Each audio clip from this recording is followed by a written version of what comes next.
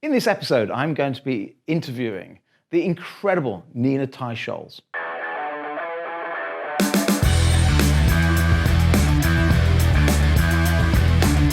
Nina is an investigative journalist who, for over a decade, has specialised in food and nutrition.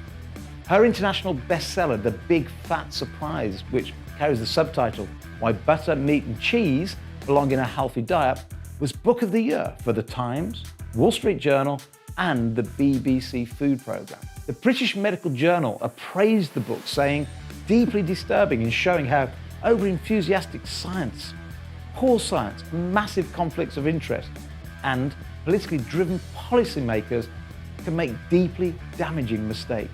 Nina has also written for The Economist, The Washington Post, New York Times, and many other publications. Nina serves as an Associate Director for the Center for Globalization and Sustainable Development at the Columbia University. She studied biology at Yale and Stanford and earned a graduate degree from Oxford. She lives in New York with her husband and their sons. I'm joined today by Nina Teicholz, who is an investigative journalist specializing in health, who has written a great book, one of the best books I've ever read, called The Big Fat Surprise. What makes this book a little bit different, it almost reads like a novel on the history of how we got things so wrong with nutrition. And so, Nina, the first question is, tell everyone that's listening or watching a little bit about your history and how you came to write this amazing book. Well, first of all, thank you very much for those nice words, and it's great to be talking to you. Well, I am a journalist, but I had been doing just a series of investigative stories about food, and I was assigned to do a story by a magazine and to look into trans fats. At that point, I had no idea what trans fats are. It turns out there are fats that are made from vegetable oils. So I looked into that, and I started talking to researchers in the field, and I started having these bizarre conversations with researchers where they said things like, yes, I was looking into trans fats, and the president of the Margarine Association visited me and told me to stop my research, and they were going to yank my paper out of the journal, and they were going to, people would stand up at conferences and yell and scream at me for my findings. And I started to enter into this absolutely bizarre world of research about dietary fats. Not just trans fats, but I discovered the question of the low-fat diet. Was that even good for you? And was it true that saturated fats were bad? Which eventually my book really focused on that question. But I had just expected, I'm the daughter of an engineer, and we've always had, these extremely calm, rational conversations at home. And I always thought that science was like this calm and steady unfolding of observations, hypotheses, and changing your ideas according to your observations. And instead I found the wild world of the wild world of the West, like people who, industry being involved in science, scientists terrified to stop, even to talk to me, people who would hang up the phone on me. Right. They're like, oh, if you're going to ask me about dietary fat, I can't even talk to you. So, and I've said this before, but I mean, sometimes I would just get off these phone calls, kind of trembling and shaking and thinking, wow, I'm investigating the mob. What is going on in the world of dietary fat? And of course, dietary fat for anybody of our generation and, and others, I mean, it has been the thing that we have obsessed about most, especially those of us who've struggled with our weight. But, low fat, non-fat, good fat, bad fat. How much fat should we eat? Should we shun all fats? What should we do in terms of fat? It was sort of the guiding principle of how we decided what to eat our whole lives. So it just really sent me down the rabbit hole. And I ended up, writing this story about trans fats, which got a lot of play. I was offered a book contract. I thought I was going to write a book about trans fats. And then I realized, I just need to write a book about all fats and how we got into this idea that fat is bad for health, that fat makes you fat, that the worst fats are those that are found in animal foods. And I mean, I spent almost a decade writing this book because I just couldn't believe what I found. No, I mean, truly is an amazing book. And isn't it interesting, in the UK at the moment, you still don't go down the supermarket, and they still make this massive deal of low-fat this, zero-fat yogurt, zero-fat this, very, very lean meat, and so on. And I'm convinced the reason I was obese for 20 years of my life, even though I was jogging and running, is because I followed that low-fat mantra, because fat is bad for you. But you, in this, I would call this the Bible on fat. You go through the whole thing as not a doctor's point of view, not as again, unfunded by pharmaceutical companies, unfunded by food companies. So it reads as a truly independent opinion on fat. And I think we're all the same opinion. Normal, natural, healthy, organic from animals or plants, as long as it's natural and the process doesn't involve chemicals, then fat is good for us. It's what we've always had. So great book. But the book really is the history of how we screwed it up, isn't it? It's like the history. You took us from the very beginning of us getting it wrong all the way through to where we are today. So for those that haven't heard maybe the Ansel Keys story, that maybe haven't heard about Banting, give us a 10, 15-minute story of the history of how we've really set our generation, probably our parents as well, but our parents, our generation, and currently our children's generation, completely on the wrong path. Give us the sort of people will still buy the book, don't worry. It's still a summary of it. Well, and I feel like it is important to understand the history because we hear so many conflicting headlines about this and that, and it isn't until you really read the story and you understand, like this book comes with 150 pages of footnotes. So part of that's why it took me 10 years, like really to get to the bottom of the story. You want to understand the why, like how could we get it so wrong? It seems impossible. That's something that everybody agrees upon. All experts agree upon. How could we get that wrong? So, and the story really begins at a moment in time, which is in the 1950s in the United States. I'm afraid to say our country, it began with us, where researchers, but particularly a researcher named Ansel Keys, who was a pathologist at the University of Minnesota, became obsessed with the question, what causes heart disease? Because heart disease, nobody really remembers a time living without heart disease, but heart disease was almost non-existent, very, very rare in the early 1900s, and then rose over the first part of the 20th century to become the number one killer in our nation, also in the UK. It was a little bit later in the UK. And our president, Eisenhower, had a heart attack in 1955 and was out of office for 10 days. So the whole nation was absolutely obsessed with this question, what causes heart disease? Their fathers had not died in the prime of life and dropped down with heart attacks and died. And all of a sudden, men were suffering this sort of mystery disease. And there were a number of theories about what caused it. One was that it was vitamin deficiency. One was the increasing amount of auto exhaust that was from the greater abundance of cars in the streets. Other people thought it was a type A personality. You run around screaming and all day long, and then you die from you roll over from a heart attack. But the one theory, and these were all legitimate theories that were published in scientific journals, but the theory that was proposed by Ansel Keys was that it was saturated fat and cholesterol, mostly found in animal foods. And he thought that those would raise your blood cholesterol, and that they would, like oil in a cold stovepipe, clog your arteries and clog them up and give you a heart attack. That was his idea, and it was called the diet heart hypothesis. And he was an extraordinary individual in terms of being able to promote his idea in the world. He had an unshakable faith in his beliefs. He thought he should be right until proven wrong, which is the exact opposite of science. You're supposed to be wrong until proven right. He was able to win the ear of various influential people. He including President Eisenhower's doctor. And most importantly, he was able to maneuver, sort of elbow his way onto the nutrition committee of the American Heart Association, which at the time was the only organization really anywhere in the world that was solely focused on heart disease. Or I should say it was the most important organization anywhere in the world. And once he got onto that committee, whereas before that committee had said, look, we don't have good, strong evidence about what causes heart disease.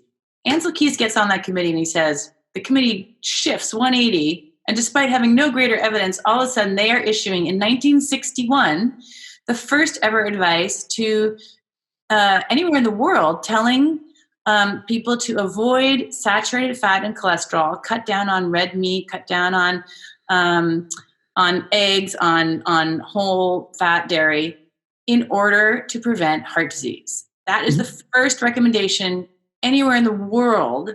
And it grew into this like the giant web of advice that we now have worldwide. Isn't that amazing that the first advice anywhere in the world, certainly in the westernized world, America, Great Britain, and so on, isn't it amazing that the first bit of advice was in 1961? And if you look at all the stats back then of heart disease, cancer, Alzheimer's, diabetes, in fact, more, in fact, let's take the heart disease one out, but certainly diabetes, cancer, Alzheimer's, all these, they were a fraction of the problem that we have today as soon as the governments got involved. Well, obesity and diabetes didn't even, weren't even in the picture at that point. They were not considered threatening diseases. They hadn't even begun their epidemics, because the effect of Ansel Keys' advice was to say, okay, we're going to avoid those foods which naturally contain fat. Their idea was eat more fruits, vegetables, whole grains, which is pretty much the advice we're still given today. And if you eat meat or dairy, it should be lean and you should not eat that much of it. Yeah, that's the same advice that we have. It's pretty much the same advice that we have today.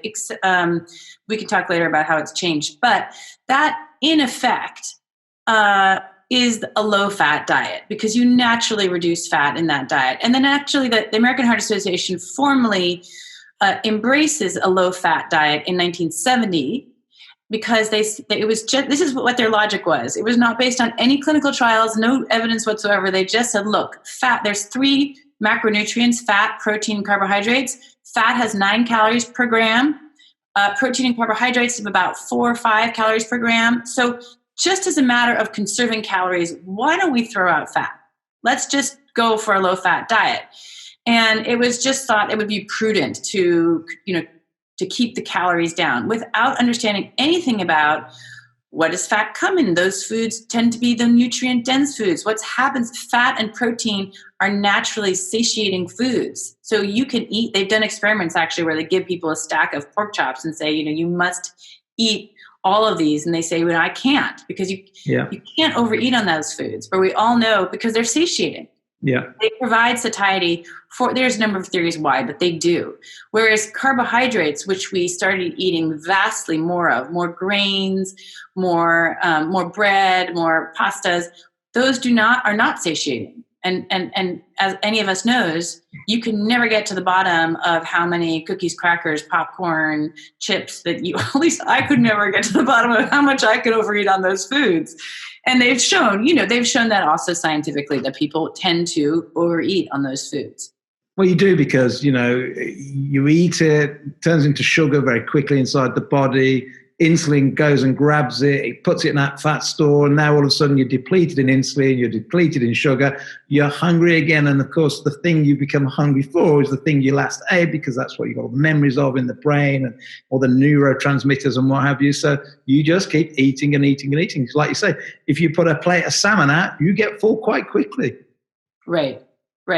Well, and there's a whole lot, the particular combination of fat and sugar and salt is sort of, it's been shown to cause people to overeat for some reason. As you say, you have these blood sugar spikes, and then you crash, and then whereas fat and protein keep your blood sugar very low, so you don't have those kinds of crashes, at which point you become desperately hungry. There's some evidence that sugar itself is addicting. So, but that was the beginning of the low-fat diet. Yeah. And so, and that's been, so that's now we're 50 years into basically low-fat eating, right? Avoiding fat. And even though, and I want to say these are the changes that have happened in the US and I think largely in the UK, that our policy no longer says low-fat. So we're not actually supposed to eat low-fat. But all everything that's served, that the government serves, like all of our school lunches and our military food and hospital food and everything, like in the UK, is still basically low-fat food. Yeah. And we're still told to, either eat lean meat or low-fat dairy and 2% milk, and cut out any whole-fat foods, any normal foods. And I know you have a not-for-profit organization really, is it at its heart, if I understand this right, it's a bit like we have one called healthdaddy.com, and we're trying to lobby the government to change what we call the Eat Well guidelines, the Eat Well plates, which sadly we copied. We cut and paste verbatim from America in the 70s, and we haven't changed it still. So you had your pyramid with all your carbohydrates at the base, and we have this sort of plate, which is pretty much carbohydrates, which infuriates me because my dad is diabetic type 2, injecting himself every single day. And the advice from his doctor, sadly, was, well, just eat less of everything, which is complete nonsense for a diabetic. So I set up a not-for-profit to try and get us to change the guidelines. And we had a big conference at the PHC earlier in the year, and I got every single doctor to stand behind a massive 60-foot-long banner saying, change the guidelines. You're doing the same with your not-for-profit. I'm sure you're doing it in a much better way than I am at the moment. But tell us about your not-for-profit and why you think it's important that we change the guidelines. Well, first of all, I'm really happy to hear about your not-for-profit. I didn't know about that, but my not-for-profit is called the Nutrition Coalition. I think it's important just to say here that my work and the work of my organization, we have no connections to any industry of any kind. So we... Cows don't seem to do a lot of sponsorship anyway, do they? Yeah, people don't realize, like, the meat industry is small players, small farmers, not with huge, all the other people you're fighting with tend to be sponsored by Pepsi, by Nestle, by Cadbury. Yeah, big corporations or pharmaceutical, all the pharmaceutical companies that, to be honest, their profit, they're not profiting if you're getting well. So they have no interest in really, truly in better health.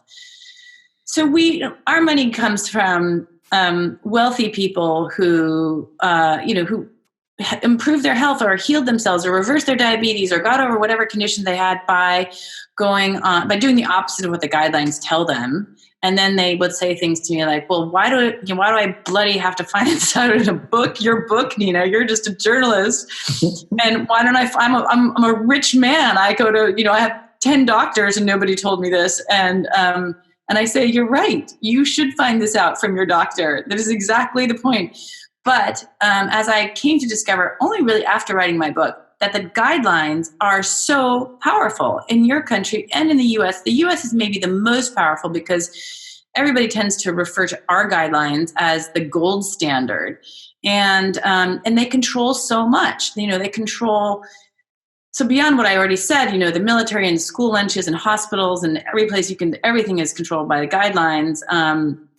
They also are kind of downloaded to all doctors, nutritionists, nurses, dietitians. And so you may think, I don't go to the government to get my nutritional advice, and you don't, but it finds you because it is disseminated out through every single health practitioner's office, in every clinic and in every hospital, with the exception of, just a handful. Mm-hmm. So I realized that, the guidelines need to change because they're not based on good science. Yeah. And this has sort of taken me down the path. I mean, our group does not prescribe any one diet. I have my own views about diet, but our group is really just wedded to trying to ensure that the process is rigorous. We don't have to get too far down into the weeds about what that means. But, the basic thing is there's a very weak kind of science called epidemiology, which shows only associations. And associations and diet are, based on what they report on a food frequency questionnaire, like what did you eat for the last year? And it's so unreliable and nobody remembers what they ate even yesterday, and they lie. They're always want to make themselves look better. Even to themselves, they lie.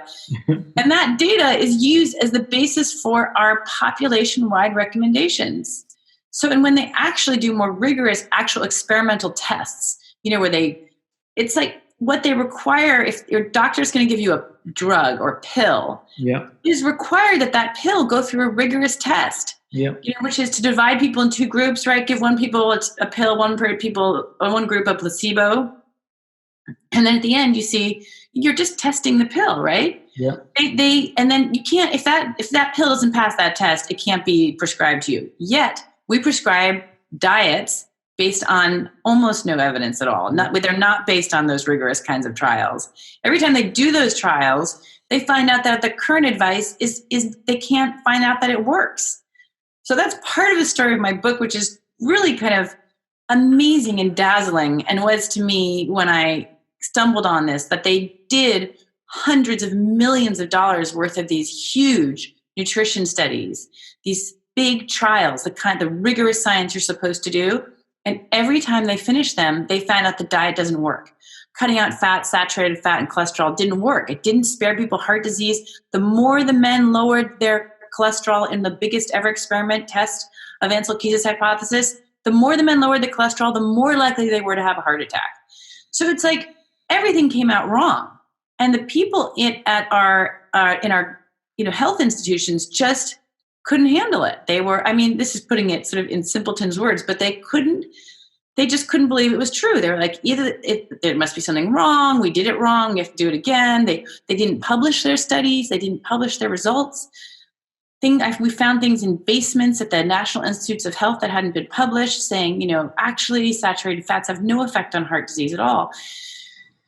So we did all these rigorous studies, and they were all ignored or excluded and never looked at. And so part of our work today, now with my not-for-profit, is like saying you must look at these studies that were done.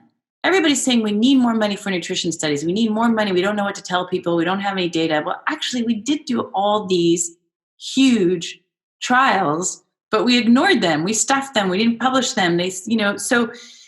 Can I just summarize that opinion then? So what you're saying is there was lots of studies done to see whether fat was the bad guy, to see if cholesterol was the bad guy, but they'd already come up with that hypothesis, and that's what they wanted to stay with. In fact, I think it was Tim Noakes or somebody said, it's hard for somebody to change their opinion when their salary depends on it. So we're saying fat's bad, we're saying cholesterol's bad. So let's go and do a load of research to prove our point. But all that research they did, and they spent millions, and this isn't just one piece of research, wasn't it? There were numerous researches over the years, and all over the world. And every time they did that study, it proved completely the opposite to the advice they were given. So it was, I heard one, I think might have been in your book, was buried in somebody's garage that they found 20 years later when they were clearing out. And every time they did the research, it just said there is nothing wrong with saturated fat. There's nothing wrong with, you can't really link cholesterol and heart disease. And that's kind of what you uncovered as an investigative journalist through all your studies. Is that, have I got that right? Or that is correct. So yes, but the researchers and policymakers, that by this point it had already become sort of the policy of the American Heart Association, then became the policy of the government, and they were unable to reverse out of their policies. Yeah. You're seen as being weak. You can't, there's so much cognitive dissonance in your mind. You can't believe you might have been wrong. You don't want to be seen as flip-flopping on the public. That's not good for the trust of your institution. So all kinds of reasons. And the food industry is invested in your policy at this point. And so there's all sorts of reasons why you can't reverse out of your policy. Yeah. But our first challenge really is just to say, we may not know what the ideal diet is, but we know that the advice that we're currently giving has been tested and shown not to work. So let's at least roll back the things that we know are wrong. Yeah. Can we at least just step away from the things that we know are wrong and were tested and they just have not been shown to be true? So and that means, and countries have already done this quite a bit, just to drop the caps on cholesterol. The whole reason that, people have been avoiding egg yolks and shellfish and for years, decades really, that those caps have been dropped because the evidence really was never there. Yep. They tested, not found guilty. So, it's like if you send an innocent person to jail, and then you get the DNA test back and you're like, you know what, you can get out of jail now. Mm-hmm. Same thing for saturated fats. Tested, not guilty, should be let out of jail. That's it. Yeah. And there's now been, since my book, and also the work of Gary Taubes, who also talked about these sort of hidden, buried, ignored studies, there have now been more than 17 teams, independent teams of scientists from all over the world who've looked at those clinical trials, again, the most rigorous kind of data, and done what's called a systematic review of them, and found no effect of saturated fats on heart disease.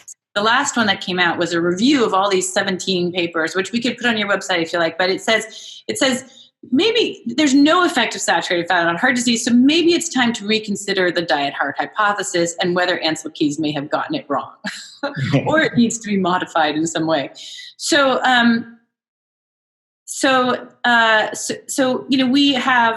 that is just clearly not supported by the literature. I'm just trying to think of other things that have been tested. I mean, these are such a bunch of random things, but they cannot find any health benefits to eating a lot of fruits and vegetables. Mm-hmm. There may be some, but they can't find them.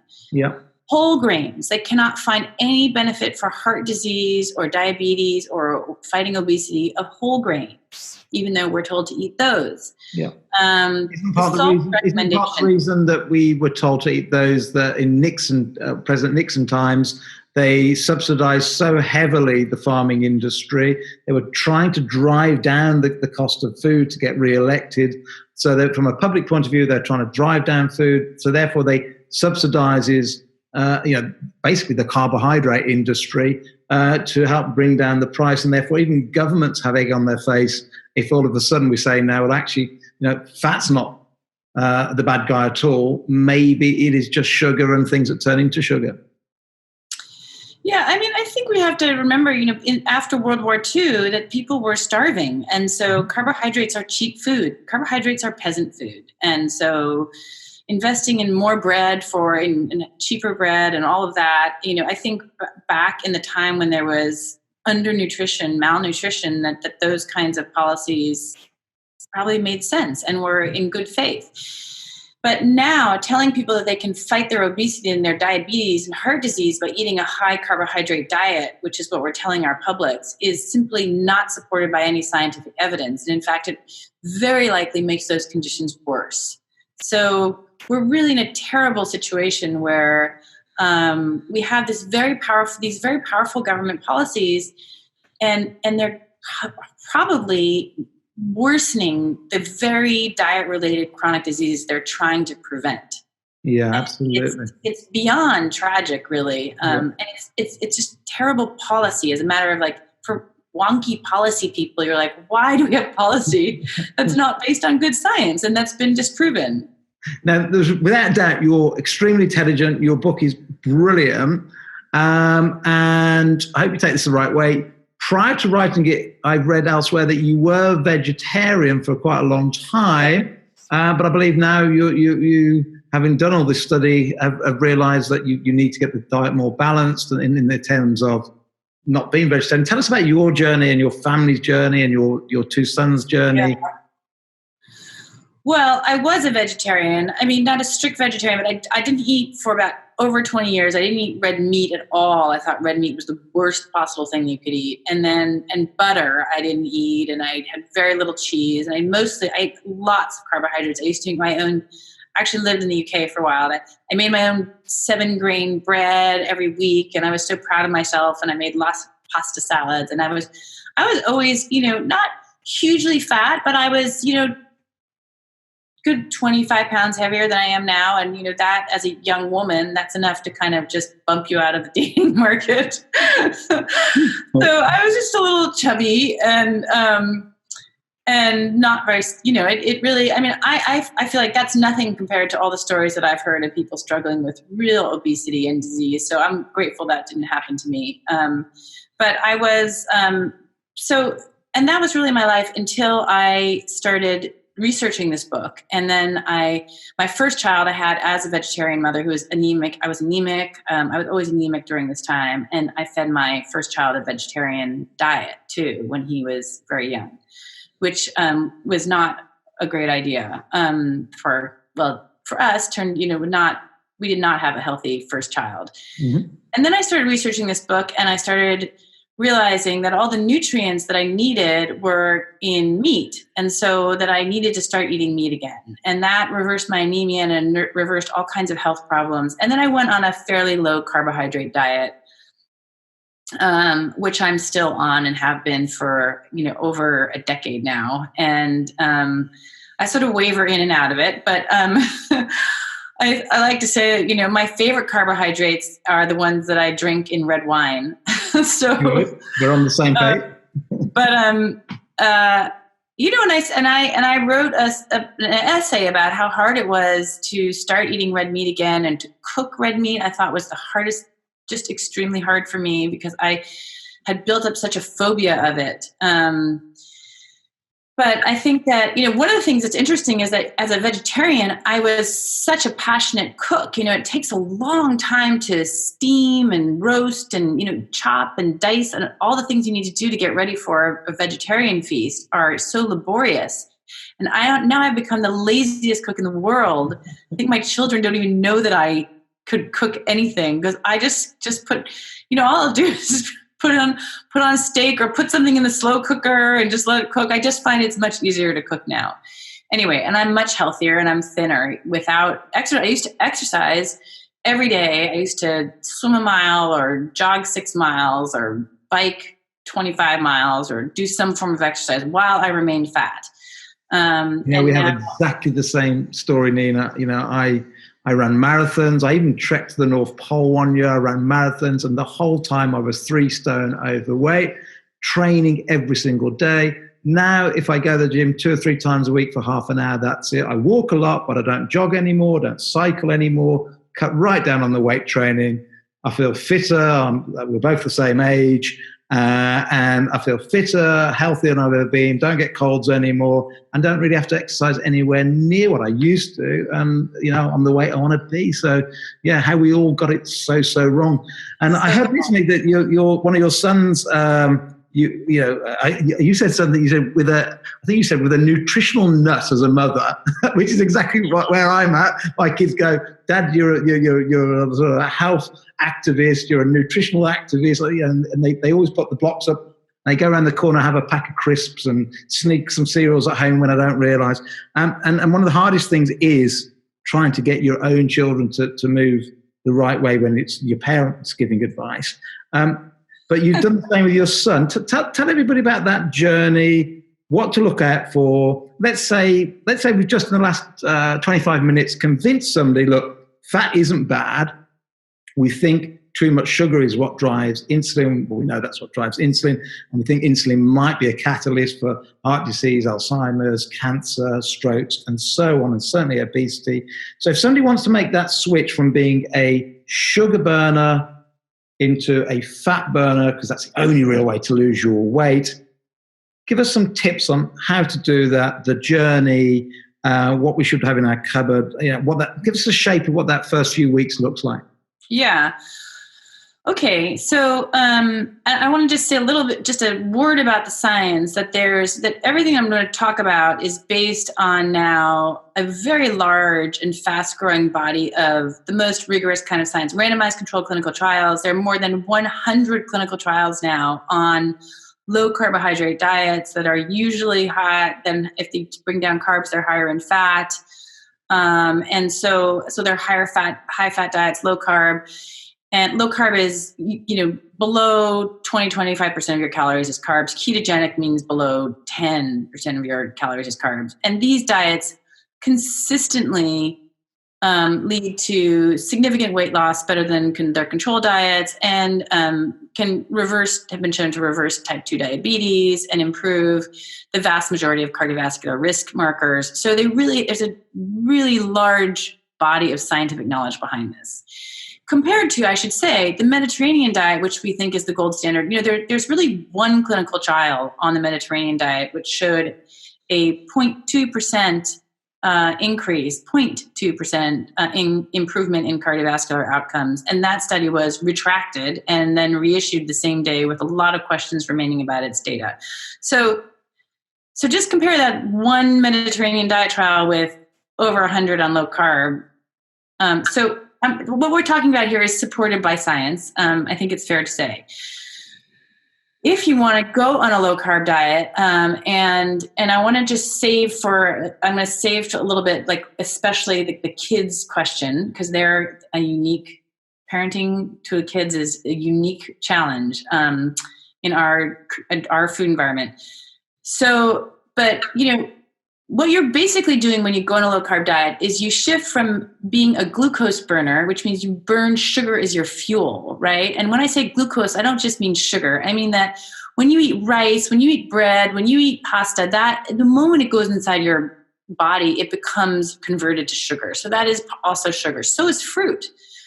Fruit is high in sugar. So when you're, most of our lives have been sugar burners. And that means we go up and down. We are sugar. We eat some pasta or fruit and our sugar goes up and then it goes down. And that's when we feel hungry and we need to eat more and we have to go up again. So even if you're a thin sugar burner, you're like, oh my God, I'm starving because if you're an athlete, that's when you bonk because you need to have that constant stream of sugar coming in your body. When you convert over to being a fat burner, it's a little bit like you're becoming a hybrid car, right? So, and that is a complex thing for a human body to do, right? You're upregulating certain enzymes, you're downregulating other enzymes. You have to develop this whole new fuel source. You have to develop all the enzymes to be able to operate off this different fuel, which is fat.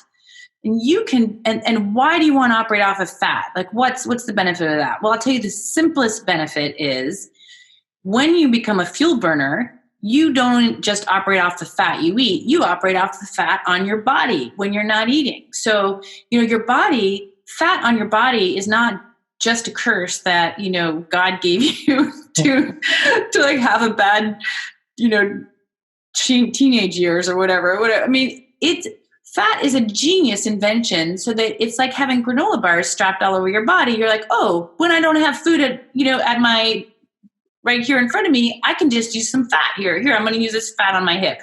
And that is supposed to be your backup source of fuel. But you cannot access that fat on your body unless you know how to be a fat burner, unless your body knows how to burn fat.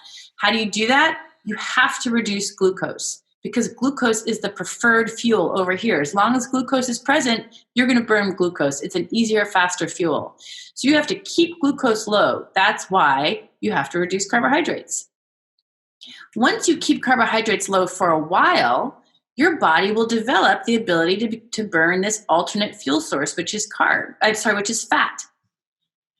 And that process takes a while, right? That's why in many of the low carb diets, like Atkins and some of the other ones, they say go super low on carbs because you want to get through that process. It'll make that process happen faster. But it can, for people who are, metabolically unwell and who've had bad metabolisms for a long time, it can take a really long time. That process of transformation to becoming a hybrid car, that can take like over a month. It can take 6 weeks. It can really take a long time. And that process can be painful.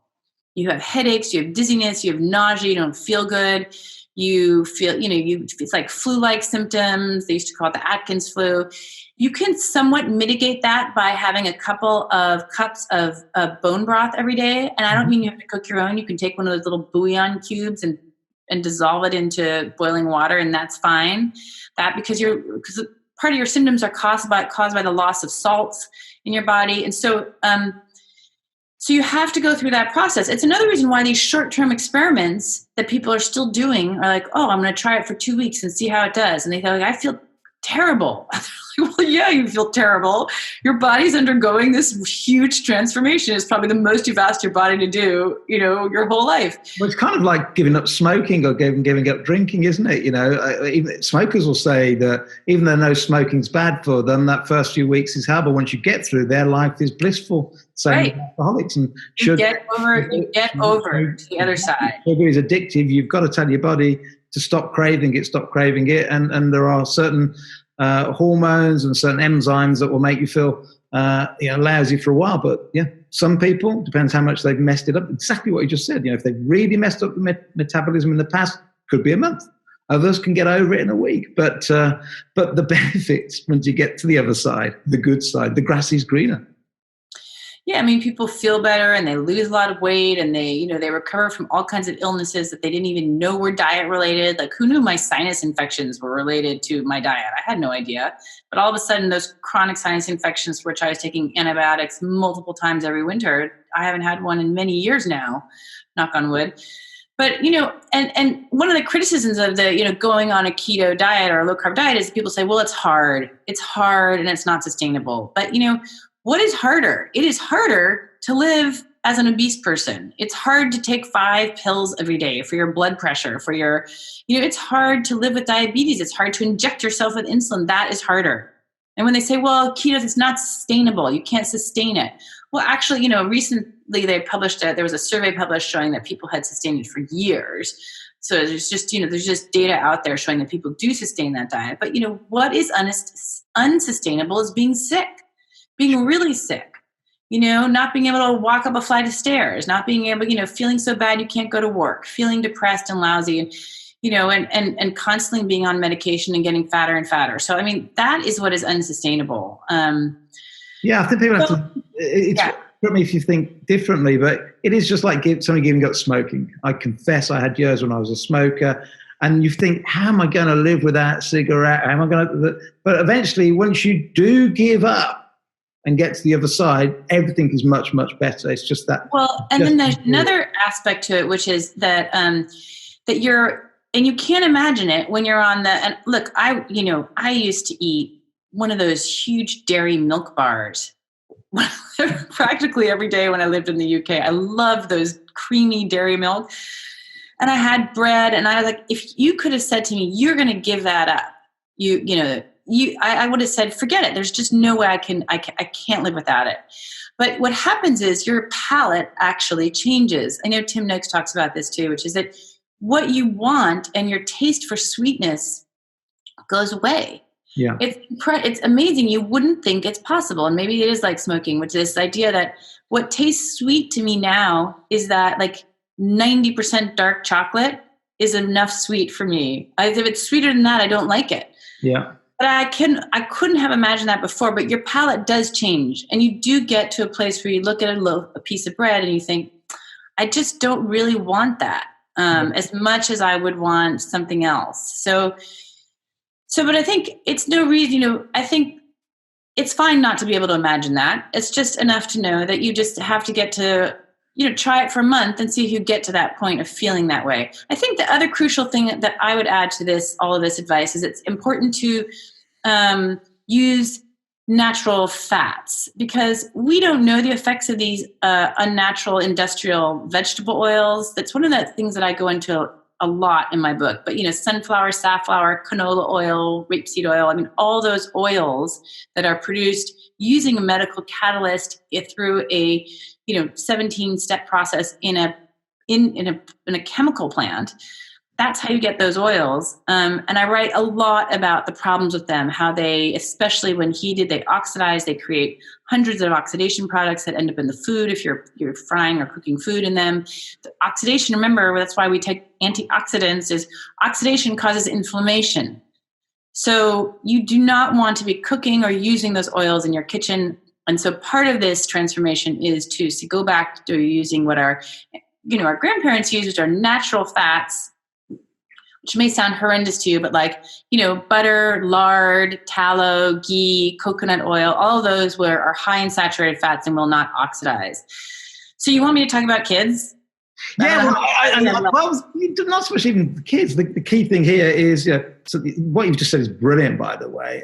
I'm totally with you. If it's trans fats, if it's grown in a lab as opposed to natural, I'd go as far as to say my personal belief is they can be very, very cancerous. And I told my mum and dad off the other day massively. They were, we're doing everything right now, Steve, because Dad had a week in hospital. Sadly, a few weeks ago, collapsed, and my mum's got early onset dementia. And I went in the kitchen. They went, look, we're doing everything right now. And I went, what are you cooking in? And they went, oh, it's vegetable oil. I went, you've obviously not read any of my books, Mum and Dad, because vegetable oil isn't made of vegetables, So you're absolutely right. So avoid those fats, move to the healthy fats. So get the good fats, all the ones you've just mentioned, the olive oils, extra virgin olive oil, the coconut oils. Let's get those into our pantry at home, into our kitchen. And just to talk about that little journey of, if you like to bring it back around to the kids, your own son, and how you change your pantry before you start, so you take away all that temptation. Well, I think Yes. So you have to get rid of all the things in your pantry that are going to tempt you. You just have to get rid of them. And like the cereal, the boxes of cereals and the stashes of candy and whatever else there is in there, they just have to go so that you're not tempted. And then you need to, the most fundamental thing, and this is especially with kids, you need to not assume that you are superhuman and have the superpower to resist all the things that you've eaten or that you've wanted to eat for, decades. And so you need to stock your pantry with all the things that are better for you, that you will go to when you have cravings. Like, pork rinds are a fantastic replacement for, salty, crunchy chip-like thing. Or I'm just talking what's in our pantry. Nuts are pretty good, although they are very dense in calories, and they have a lot of what's called omega-6 fatty acids, which also cause inflammation. So not too much snacking on nuts, but a lot of good cheeses to snack on. And we also there's all kinds of cheese crisps that are being made now, crackers that are basically made out of cheese, so they don't have any carbs in them. Those are wonderful to use as crackers, or to just use, they're also crunchy and salty. Dark chocolate. I know certain researchers in our field who live on dark chocolate. But that, kids come to like that. And then there are all these keto bars. Some of them are really keto. Some of them are not. You have to check. They could be low in sugar, but still very high in carbohydrates. So you really need to check the labels. The ones that, I don't know what you have in the UK, but we have in our refrigerator boxes of those. And I have sent them with my son to school, to put in the refrigerator at school, where the teachers all promptly ate them up. So I had to send another box to school. And, but, for kids, it is a matter of sending them, giving them alternatives, right? They cannot be the only kid who doesn't have some fun bar to pull out of their lunch bag, at lunchtime. You need to give them a lower carb option that also looks fun. And then we have a rule in our house where you just have to eat your meal first. And then if you're desperate and still want some, we have low carb ice cream. If you desperately want to have some treat like that, you must fill up on good food first. And so, in our house, like we make sure the kids have, a really good dinner. And that is it's the one thing you can do, especially if you can't control your child out during the daytime. Yeah. But what you can do is just try to make them full on good foods. And then I guess the other thing to do, I think, is to recognize that there's seriously, eating disorders and eating cravings are a real thing. And let's not downplay how powerful that is for many people. Like if they eat a little bit of something, they have to eat the whole, little bit of, of chips, and they've got to eat the whole bag. So again, it's a matter of trying to find those weak spots, those moments in the day, that time, when you have a weak spot, and putting something else right there in your path before you get to the stuff that you shouldn't eat. Whether it's low carb ice cream is better than high carb ice cream. Yeah. Something to take the edge off your hunger, because it's when you're hungry that you are at your weakest. And you need to have a bunch of go-to healthy things. Like I cannot tell you how much fried cheese has saved my life, but fried cheese is so delicious. Yeah. And it's completely filling. Yeah. So, it's not always realistic at any time of day, but it's a really good option. And isn't that amazing? I bet you, before you did your research, if somebody went to you, eat that fried cheese, it's healthy, you'd go, what complete nonsense. Yeah, but yeah. Right. You can't. I make this chicken pate, and it used to be my guilty pleasure every Christmas. And it's like, I used to go, I know it's not good for you. We put so much butter in there. The offal can't be that healthy from animals. And we'd make this pate as a family. We'd all sit there loving it, enjoying it, and putting it on toast, thinking, well, it's really unhealthy. Not to know that actually the only bit that's unhealthy was the toast that it was going on. And now every Christmas we put our pate on other things other than toast and sit there eating it going, isn't life fantastic? We're now eating what we want to eat, and actually it's really healthy. Yeah.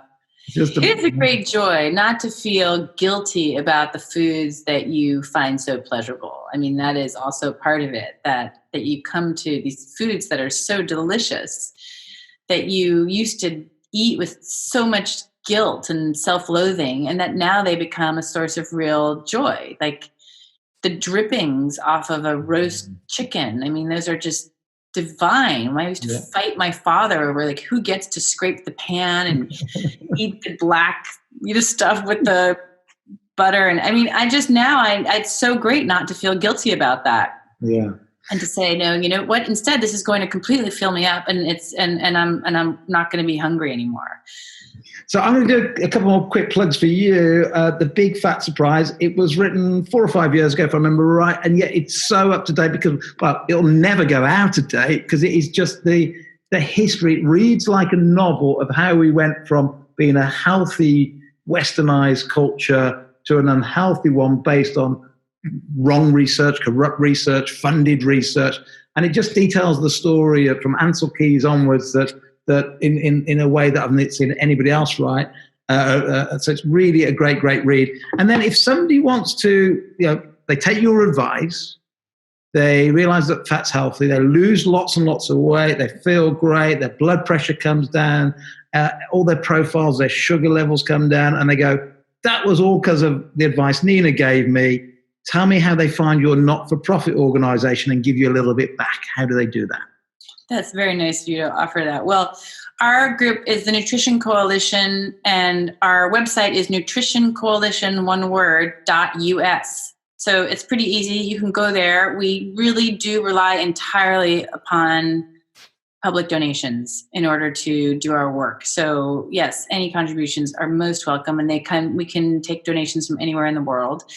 And we really appreciate it. We are working hard. We are actually working hard with policymakers in DC. And you would be maybe encouraged and surprised to know that there are many members of our Congress who really get this issue. They really understand that many of them, they just, you talk to them and they're like, oh yeah, I remember Granddaddy, he had eggs and bacon every morning for breakfast, and he lived till he was 95. He's like, they really get it. And they represent people from all over the country, and they understand.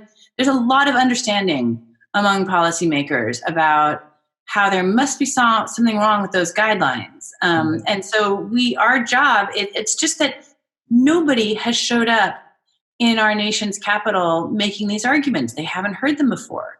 There might be another thing. There might be another thing, Nina, as well, that realistically, it's not in the government's benefit, really, for us all to live, say, 20 years longer, because the second we stop being a taxpayer, we become a burden. We go from being an asset to a liability. And if we were all to go and eat the right foods, then even though we have to, certainly in the UK, fund all of the health of everybody, we have a great national health service, but the cost of us all living 20 years longer would be such a burden that rather than the NHS sort of bankrupting our country, it might be pensions. So I think that we're going to do everything we can, certainly in the UK, to lobby to get the right advice out there. But my cynical side would say the only reason we'd ever fail was one or two reasons. There was too much money coming into the treasury from the pharmaceutical companies and the food companies, therefore they wouldn't get rid of the guidelines, or they were too worried about pensions. So, but let's keep fighting because we have to win this. At least let's get the... I want to just, as a very interesting subject that you bring up, but I want to say that 15% of the U.S. discretionary spending is on diabetes. Wow. So when you take into consideration, that's just diabetes. So, I mean, when you take into consideration the cost of healthcare, it's bankrupting our public, all of our firefighters, our police departments, all of our public services.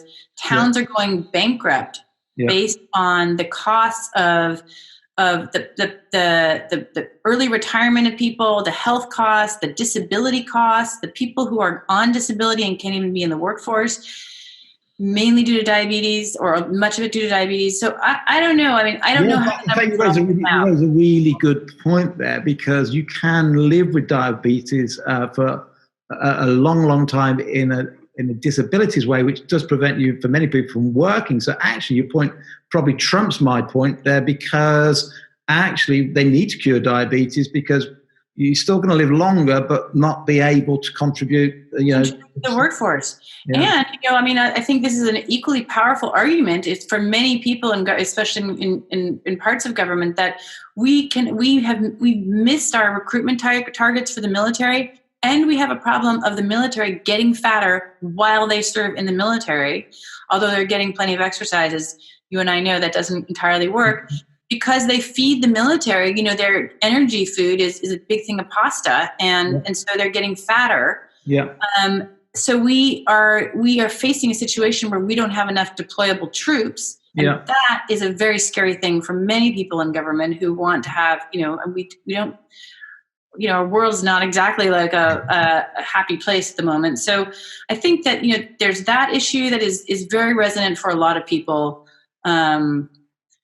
So I think that in terms of military spending, military readiness and overall healthcare spending, which is so burdensome, there's a combination of arguments here that I think really work for a lot of people. Yeah. And just remind those politicians that it used to be called sugar diabetes. We changed the name because the sugar industry didn't like it. It was called sugar diabetes because it's sugar. And all those things, carbohydrates that turn into sugar that create diabetes and nothing else. So we have got something we should be lobbying there. Can I just pause 1 second, Lee? You were waving for one more question. What was it? Legacy, yeah. Nina, thank you for absolutely brilliant today. Really insightful. I think you've given a lot of hope to a lot of people that it can be done. You've said it's hard in the first few weeks, and it's good to get that point across because that's, like you say, when a lot of people give up. But get through it. The grass is greener the other side. And one question, well, two questions to finish on that I ask everybody on our Fat and Furious podcast. First question is, what's the one takeaway bit of it? We've touched on 5 or 6 topics there. What's the one main takeaway from the last hour, do you think? I think the easiest takeaway is fat does not make you fat. Do not fear fat. Brilliant. And the second one that I asked all contributors is, what would you want your legacy to be? Mine is to say you help people live healthy and happier for longer. What would be the legacy you'd like to leave? I think that if I can help change the dietary guidelines to at least do no harm, that would be a tremendous contribution to society. I hope we can get there. That is really my hope. Well, that's a great, great, great goal to go for. I will make sure we do links everywhere we can for your not-for-profit organisation. It's been an absolute pleasure talking to you. And if it's inspired anybody to really understand the story of how we got it all so wrong globally, then this is a great, great read. Nina, thank you very, very much for your time. Thank you, Steve. It's just been a total pleasure to talk to you. Likewise. Thank you. If you enjoyed this podcast, then why not subscribe to the full series so you can hear from all the incredible health professionals we spoke to. For the full story, you can also get the book Fat and Furious, written by Steve Bennett, available on Amazon. And to say a huge thank you for watching us here on YouTube, we are even offering you an exclusive Amazon discount code so you can get yourself a copy. For more details, head to the description below.